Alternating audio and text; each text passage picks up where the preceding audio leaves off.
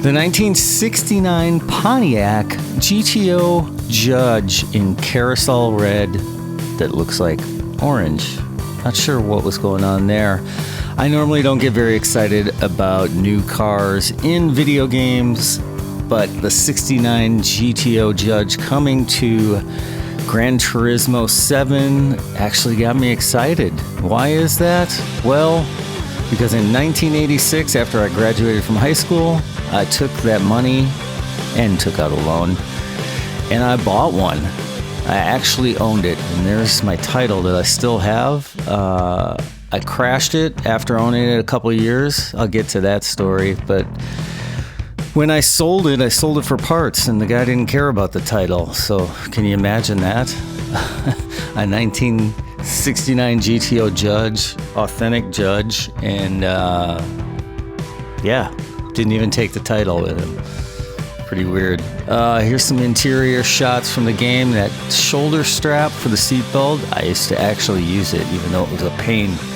I liked actually being strapped in, even back then. You got the hood tack, you got the decals. Mine did have the hood tack, did not have decals. It had been repainted. It was a Midwest car, so had a little bit of surface rust, but it wasn't bad at the time. But by the time I was done with it, any surface rust was inconsequential because the car was destroyed by whatever that would have been, probably 1988 standards. So let's get to that story of its departure. I had come up to an intersection that was a two-way stop, so I had to stop, but the traffic coming left and right did not have to stop.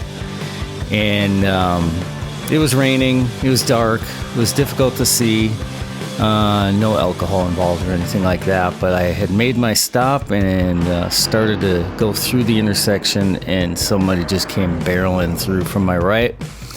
Don't know if he was speeding, but the end result was he just smashed into the front right of my car, and then spun me around at least once, and then the rear of the car smashed into a telephone pole, and so the frame was bent, the suspension was toast, the rear end was smashed, and I was a poor 19 or 20-year-old kid who couldn't afford to fix it, and but it still had the Ram Air 3 engine in it, so I sold it for parts. I think I got maybe, I don't know, $400 or $500. I think I paid $2,300 for the car in '86. I can't even bear to go look at what the value of that thing would be today, even in the condition I had it in back then. I mean, before I crashed it. Yeah, that hurts. I actually still have the Judge decal that goes on the quarter panel or on the fender. I'm not sure which actually, and I don't even know if that would work anymore, but it's been sitting in there for whatever, 30-something years. That was a gift from my girlfriend at the time. Definitely one of the fastest cars I've ever owned. Certainly the amount of torque, that thing would just throw you back in your seat. Probably also one of the most dangerous cars I ever owned, because as a poor kid who really couldn't afford upkeep on the car, I started doing my own work mechanically, so that wasn't the issue, but I couldn't afford to buy new calipers and rotors. So the thing would pull very hard to the side under hard braking. I remember at one point the heater core sprung a leak, so I just bypassed it because I couldn't afford a heater core for my car, which was fine most of the year, but it was Wisconsin, so I went through an entire winter, at least one winter, with zero heat in the car. So middle of winter, I don't know if you know this about Wisconsin, snow and ice.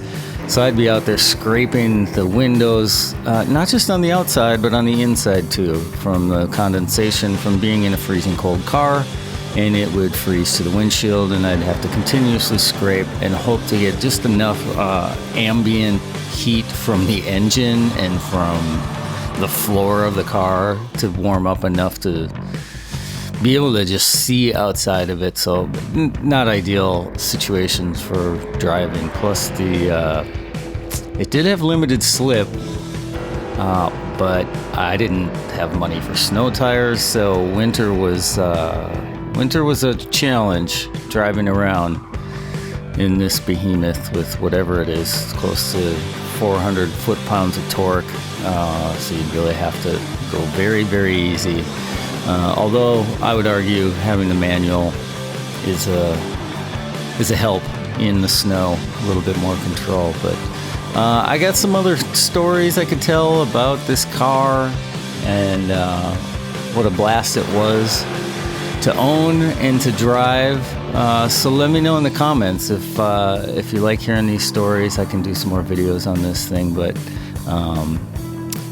as you can see, I'm not exactly an expert at driving this thing in the game. I just wanted to put a few laps in so you could take a look. We could get that cool 360 camera going and see what a beautiful car this is. But my favorite car that I've ever owned. If you've come here for Gran Turismo racing content, take a look at one of these.